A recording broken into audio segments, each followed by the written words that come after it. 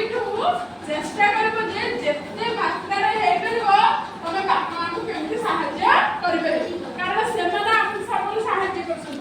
ଆମେ ଛୋଟ ପିଲା ହେଲେ ବି ମଧ୍ୟ ଆମେ ଛୋଟ ଛୁଆ ହେଲେ ବି ମଧ୍ୟ ଆମ ବାପା ମାଙ୍କୁ ଆମେ ସାହାଯ୍ୟ କରିପାରିବା ତାଙ୍କ କାମରେ, ମାନେ ନାହିଁ।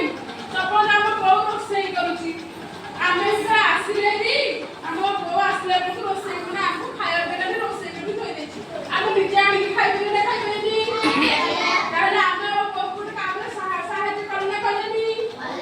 ତାହେଲେ ମା ଖୁସି ହବ ନା ହବନି?